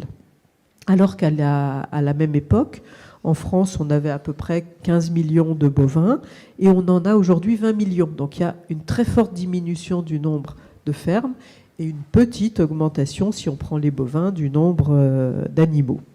Et on en a même eu un peu plus dans les années 80, au moment des quotas laitiers, ça a été le maximum du nombre de bovins, avec 23 millions. Malgré cet agrandissement permanent un peu de la taille des troupeaux, l'élevage français, si on le compare à celui d'autres pays, comme par exemple les États-Unis, est resté à taille humaine, c'est-à-dire qu'en moyenne, on a 65 vaches par élevage. Et on a, si je prends l'exemple des élevages laitiers, seulement 15% d'élevages qui ont plus de 100 vaches.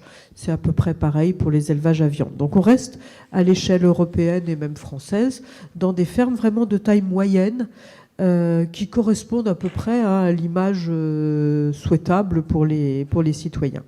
Alors ceci dit, ce mouvement d'accroissement de la production, il faut avoir en tête qu'il a été très fortement soutenu par l'État. Au sortir de la guerre, dans les années 50, enfin 45, l'Europe connaissait des pénuries alimentaires, il y avait des tickets d'alimentation qui ont été prolongés assez longtemps après la Seconde Guerre mondiale, enfin plusieurs années, et la politique agricole commune, qui a été l'une des principales politiques européennes et qui est toujours la première politique européenne en termes budgétaires et financiers, son objectif dans les années 50, 60, 70, c'était de produire et de nourrir la population et de la nourrir à des coûts raisonnables. si on ne tient pas compte de l'inflation, le prix des céréales, le prix du porc et de la volaille qui se nourrissent principalement de céréales ou de sous-produits des céréales a été divisé par 4 entre les années 60 et les années 2000. Ceux du lait et de la viande bovine à peu près par 2. Donc c'est une baisse qui explique que la part de l'agriculture dans la production française a elle-même baissé, c'est-à-dire qu'elle représentait 10%, elle en représente 2% aujourd'hui. Et ça a permis de répondre aux attentes des consommateurs, de manger davantage de produits de qualité à haute valeur nutritionnelle, notamment de produits animaux jusqu'aux années 90, et puis de diminuer la part de leur budget consacré à l'alimentation. Bien sûr, on se nourrit toujours et on dépense toujours pour se nourrir, mais on achète bien d'autres choses, les téléphones dont on parlait, les loisirs, les voyages, etc. Et donc, on consacrait à peu près 30% de notre budget dans les années 60 à l'alimentation. On en consacre 16% aujourd'hui. Ça fait à peu près autant en volume, mais on achète d'autres choses. Et comme vous l'avez vu dans le sondage, on avait à peu près la conviction des consommateurs est plutôt inverse, c'est-à-dire qu'ils nous ont dit c'était plus cher avant. 50% pensent que ça s'est dégradé du point de vue des prix. Quand on regarde les chiffres, ce n'est pas tout à fait le cas. Et donc, dans le monde, entre 1961 et 2018, on a à la fois des produits alimentaires qui sont moins chers, mais aussi qui sont plus nombreux et plus diversifiés. Et notamment, on a plus de protéines animales, ce qui répond à une demande de la population. Donc, entre 60 et 2018, dans le monde, la population a été multipliée par 2,5, alors que la production de bœuf a été multipliée par 2, mais de porc a été multiplié par 7 et de volaille par 14. Donc on a de fait une offre alimentaire de produits animaux à l'échelle mondiale, c'est moins à l'échelle de la France, qui est beaucoup plus importante. Alors comment on a réussi à arriver à ça ? Finalement, on a un faisceau d'innovation technique qui a été mise en œuvre de manière plus ou moins concomitante à partir des années 60, 70, 80. On a la génétique animale. Alors, la génétique animale, depuis toujours, depuis 10 000 ans, un peu plus qu'on a commencé à domestiquer les animaux, les humains choisissent finalement les animaux domestiques qui répondent le mieux à leurs attentes. Ça se faisait de manière, on va dire, assez artisanale pendant quelques millénaires. Et puis, depuis les années 60, on a essayé de rationaliser les techniques de sélection animale, c'est-à-dire le choix finalement des mâles que l'on fait se reproduire avec tel ou tel type de femelle en fonction de leur performance. Donc on a choisi, parce que c'était l'objectif, de produire plus, de croiser ensemble les mâles et les femelles qui permettaient de produire le plus de viande, de lait, d'œufs, etc. Deuxième secteur dans lequel on s'est fortement amélioré, ça a été l'alimentation animale. Donc les recherches ont conduit à la fois à améliorer la quantité et la qualité de l'alimentation fournie aux animaux. On s'est rendu compte que, comme pour les humains, c'était important d'équilibrer le régime alimentaire des animaux en énergie, en protéines, en minéraux, etc. Et donc on fait des rations pour les animaux qui sont, tout comme l'alimentation des humains, plus équilibrée qu'elle n'était autrefois. Et donc ça a permis aussi un accroissement de la productivité des animaux. Ça permet de produire plus de viande, plus de lait, etc. qu'avant. Ce qu'on a amélioré aussi, c'est la santé des animaux. Jusque dans les années 50, et c'était vraiment un fléau dans la première moitié du XXe siècle, on avait par exemple de la tuberculose qui était fréquente chez les animaux et qui se transmettait à l'homme. On a vacciné, on a soigné quand les animaux étaient malades avec des médicaments vétérinaires, et ça a permis de faire très fortement reculer, voire complètement disparaître, un certain nombre de maladies. Les mesures d'hygiène développées en élevage, ça a été évoqué par Philippe Gottsman, ça permet d'avoir du lait qui aujourd'hui contient beaucoup moins de germes pathogènes, d'avoir de la viande qui est très saine et qui permet finalement d'améliorer la qualité des produits que l'on vend et donc que l'on consomme. Le logement des animaux, c'est aussi très fortement amélioré. C'est-à-dire qu'on avait, si je prends un autre exemple, on avait des logements où les animaux étaient attachés, serrés. Les hommes aussi n'étaient pas très très bien logés, hein, d'ailleurs, dans les années 50, 60, 70. Et donc, cette amélioration, ça permet une meilleure santé. Ça permet une meilleure santé des jeunes animaux, notamment, et donc une meilleure qualité de vie, on va dire, dans les élevages. Et alors, comment cette révolution agricole est-elle perçue par la population ? Est-ce qu'elle n'a eu que des conséquences positives ou vécues comme positives, ou a-t-elle été à l'origine de controverses ? Alors là aussi, ça va dépendre des périodes. C'est-à-dire que si je remonte, toujours en trichant un peu, aux années 50, au sortir de la guerre, l'objectif partagé par tous, c'était de nourrir la population, de fournir une alimentation pas chère, avec des produits avec une haute valeur nutritionnelle. Pour tout le monde, l'intensification de la production agricole et de l'élevage, pour les citoyens, c'était vécu comme un progrès. Et c'était aussi, et ça c'est important de le rappeler, un moyen pour les agriculteurs, et notamment les éleveurs, de sortir de la misère. Et le sondage d'opinion qu'Opinionway nous a présenté tout à l'heure montre que le fait que les agriculteurs soient respectés, le fait que leurs revenus soient respectés, reste un objectif important pour l'ensemble des citoyens. Et c'est vraiment important de ne pas l'oublier. Cela reste une des priorités des citoyens, même s'ils ont le sentiment, et ça n'est pas faux, que les revenus agricoles ne sont pas à la hauteur de ce qu'ils devraient être. Néanmoins, cette révolution agricole, donc, elle a réussi à la satisfaction générale. Et à la fin des années 70, on avait en Europe suffisamment et largement suffisamment de quoi nourrir l'ensemble de la population. Et on est passé dans une phase de surproduction.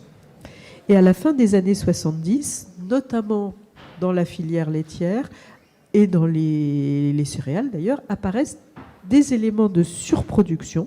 Et on met en place en 1983 ce qu'on a appelé les quotas laitiers, c'est-à-dire une limitation pour chaque pays européen des volumes de production autorisés, pour permettre une régulation des volumes et des prix qui a très bien fonctionné de 1983 jusqu'à 2015.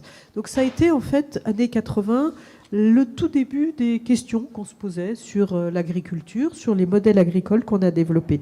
Et dans la même période, les citoyens, les chercheurs aussi commencent à s'interroger sur les impacts négatifs de la révolution agricole. Et c'est le début de ce qu'on peut appeler une controverse sur l'agriculture et sur l'élevage. Le début de cette controverse, c'est l'environnement. Ça a été souligné dans le sondage également. Il y a encore quelques années, l'environnement par rapport à l'agriculture était la première préoccupation des Français. Et de fait, ça émerge dans les années 80, surtout 90, avec la question des taux de nitrate dans l'eau. Et au début des années 90, ce problème émerge dans le débat public. Le ministre de l'Agriculture l'évoque au Salon de l'Agriculture et un programme qu'on appelle de maîtrise des pollutions d'origine agricole se met en place et il permet un meilleur stockage des fumiers, des lisiers qui sont produits dans les élevages et une meilleure utilisation des engrais de ferme, donc produits dans la ferme, sur cette même ferme, et donc une diminution des achats d'engrais chimiques qui sont des dérivés du pétrole pour l'essentiel. Et dans les zones d'élevage, on constate une amélioration très nette. C'est lent parce que c'est des choses qui sont des cycles longs, les cycles de l'eau, mais on a aujourd'hui 16% de moins de taux de nitrate en 2011 qu'il n'y avait en 1996. Donc l'amélioration des pratiques des éleveurs améliore aussi la qualité de l'eau. Et d'ailleurs, quelque part, les citoyens en ont conscience et ils mettent un petit peu moins haut la préoccupation environnementale qu'ils ne la mettaient il y a quelques années. Ensuite, on arrive à la fin des années 90 et là, il y a vraiment une rupture majeure, peut-être une crise de confiance, si je me réfère à ce qu'évoquait Philippe Gottsman tout à l'heure. C'est la crise de la vache folle. Donc elle se passe en deux vagues, en 1996 puis en 2000-2001. Et c'est l'occasion, en fait, de réaliser pour les citoyens, que l'agriculture n'est plus vraiment ce qu'ils imaginaient. Et que, quelque part, cette image d'Épinal qu'ils s'en faisaient ne correspond pas à la réalité. Il y a eu des avancements techniques, il y a eu des avancements technologiques. Certains sont peut-être allés un peu trop loin. Et les citoyens s'en rendent compte. le monde agricole, le monde de l'élevage, le monde des filières aussi. Alors cette rupture de confiance et les inquiétudes sanitaires qui émergent font très fortement chuter de façon provisoire la consommation de viande. Enfin, pour ceux qui se rappellent de cette période-là, il y a vraiment eu un arrêt dans la consommation, un manque de confiance, on avait peur d'être malade.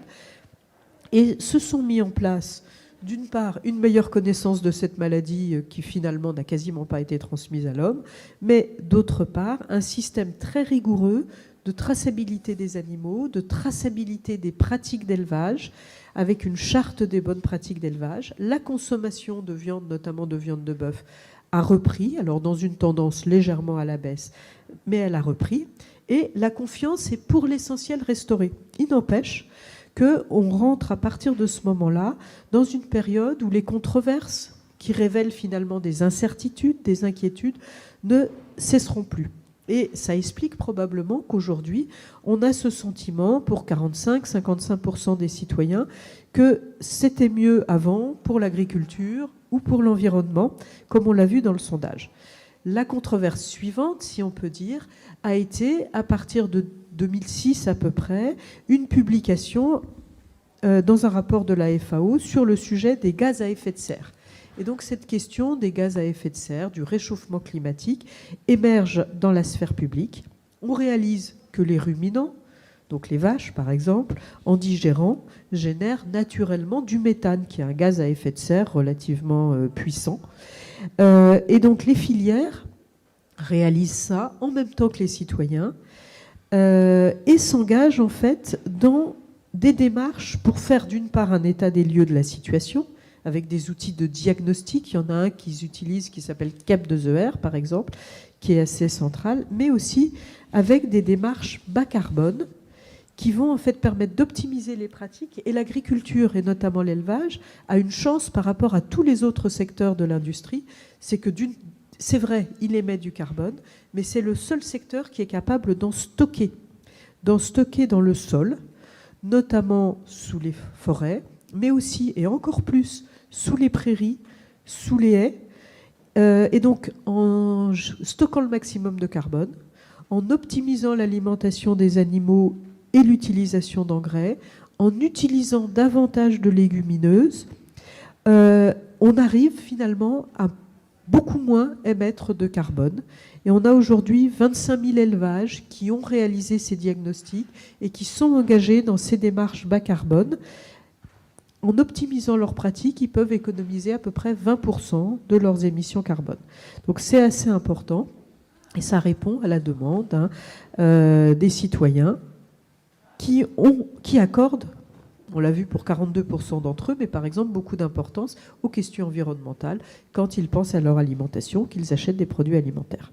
Alors, la dernière controverse qui émerge depuis les années 2000 et surtout 2010, c'est la question du bien-être animal, voire même de la légitimité pour les êtres humains à exploiter les animaux. Elle prend de plus en plus d'importance pour les citoyens, notamment les plus jeunes d'entre eux, on l'a vu à l'instant. Et donc, une des attentes importantes, c'est d'offrir un accès à l'extérieur aux animaux. Et les éleveurs, donc, progressivement, cherchent à s'adapter à ces questions-là.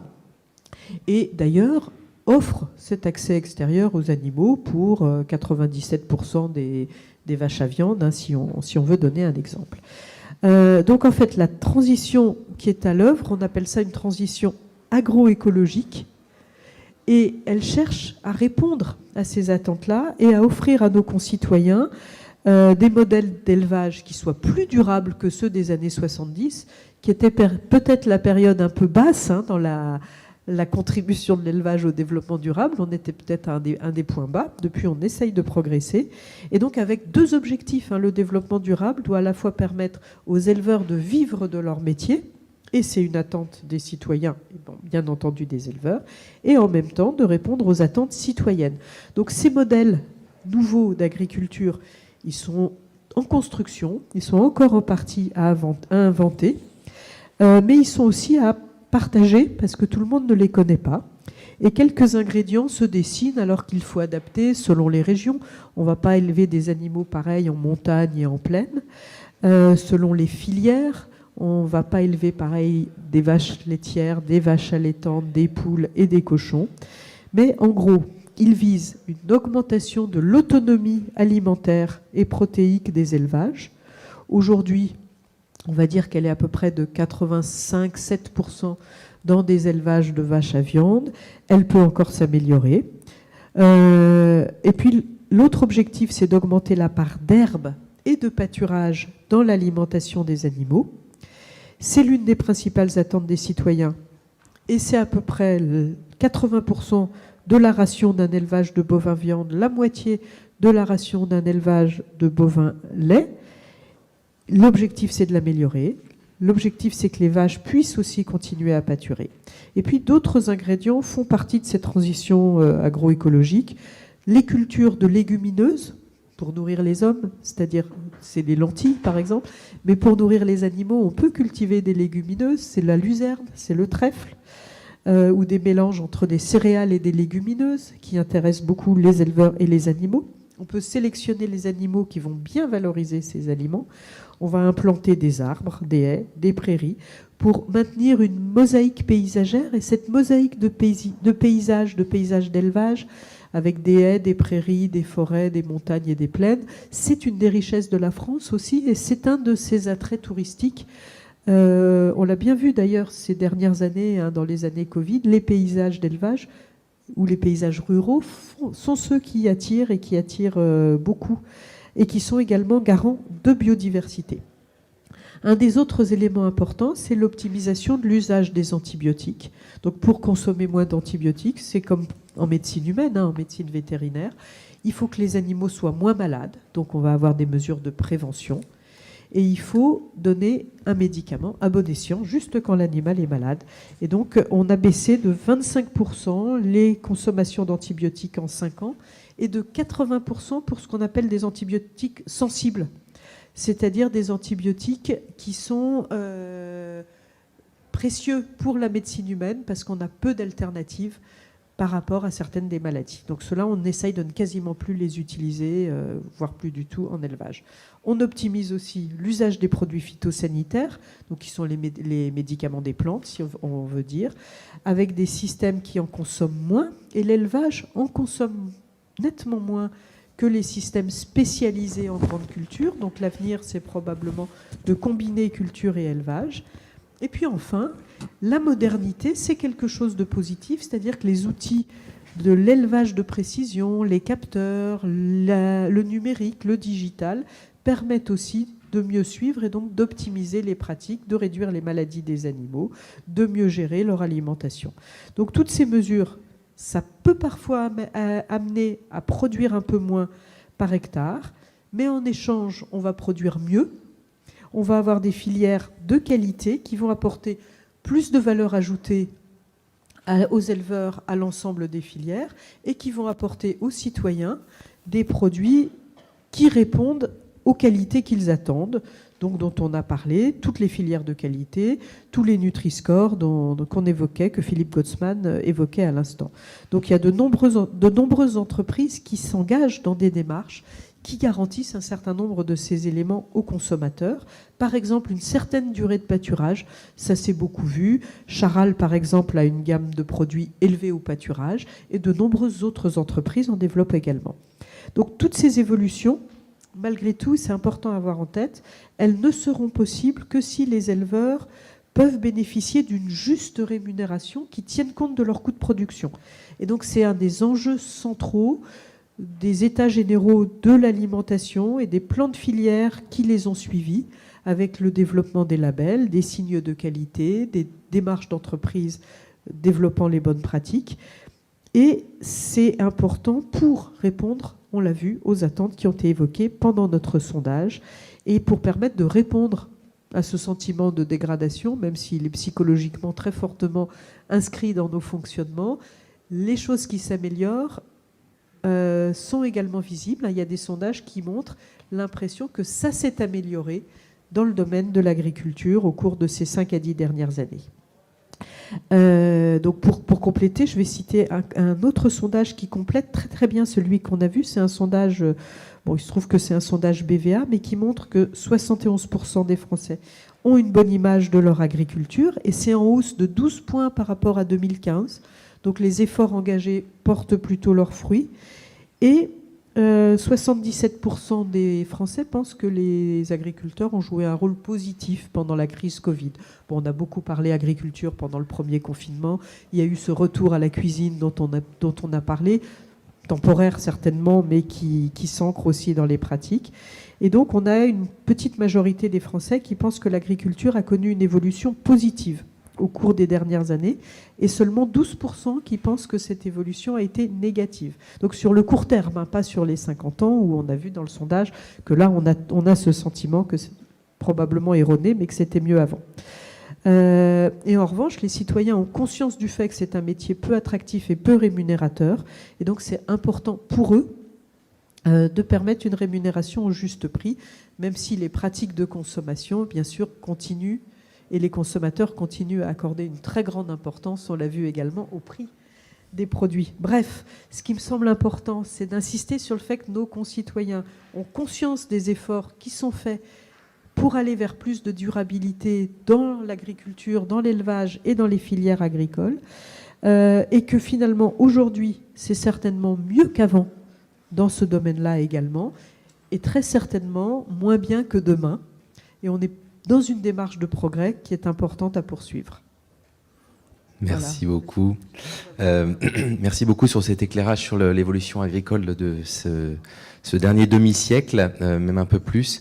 Donc effectivement, au-delà de l'émergence de quelques controverses, qu'elles soient sanitaires, environnementales ou liées au bien-être animal, que vous avez cité comme exemple et qui restent heureusement exceptionnelles, de façon globale, on retient quand même que le système agricole a vu sa productivité s'améliorer, la qualité des produits s'améliorer, tout ça assis sur énormément d'innovations techniques qui permettent de rendre des produits de meilleure qualité, plus accessibles, à un meilleur prix au plus grand nombre. Et d'ailleurs, c'est intéressant de souligner là aussi cet écart de perception que peuvent avoir les consommateurs sur cette notion du prix, entre la réalité des prix qui ont baissé sur un certain nombre de produits agricoles et leur perception dans l'étude qui est que certains produits sont plus chers. Et ce qu'on retient aussi, c'est que on est dans une démarche d'amélioration continue et que finalement le progrès est en marche et la chaîne alimentaire continue de s'améliorer, notamment avec cet exemple de la transition agroécologique qu'on peut observer dans l'agriculture et dans l'élevage. Donc merci à nos trois experts pour leur éclairage très complémentaire de ce matin sur cette thématique de l'alimentation, c'était mieux avant. Donc dorénavant, je pense que c'est beaucoup plus clair pour nous tous qu'en matière d'alimentation et d'ailleurs de façon générale, non, tout n'était pas mieux avant. En ce qui concerne l'alimentation, cela s'explique par différentes raisons. Donc le premier angle qu'on a évoqué, c'est que non, ce n'était pas mieux avant. C'est juste que on a principalement un biais de positivité dans notre mémoire qui nous conduit à nous souvenir préférentiellement des événements positifs plutôt que d'événements négatifs ou émotionnellement neutres. Et donc ça s'applique en particulier à l'alimentation, aux souvenirs alimentaires et aux rituels individuels et collectifs qu'on a pu mémoriser dans notre enfance notamment.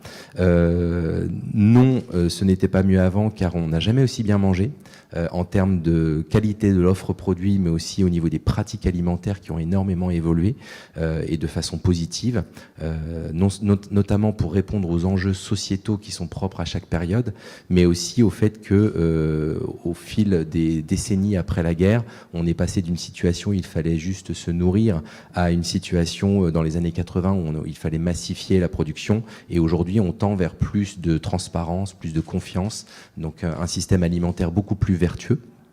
Et enfin, non, tout n'était pas mieux avant, car la production agricole et l'élevage se sont beaucoup améliorés, comme on vient de le voir dans cette dernière session, et que l'industrialisation, elle est désormais remise en cause au profit d'une transition agroécologique où environnement, traçabilité, sécurité, qualité, éthique, bien-être des animaux sont au cœur de toutes les préoccupations.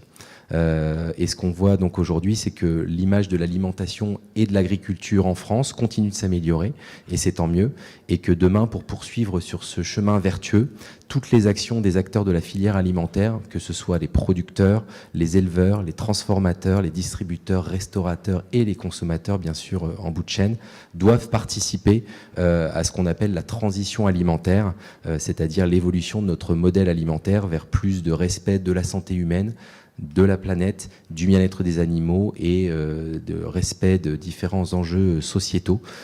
Donc en guise de conclusion, je pense qu'on peut dire que si tout n'était pas mieux avant, on peut surtout dire que l'alimentation sera encore mieux demain, comme vous l'évoquiez juste à l'instant.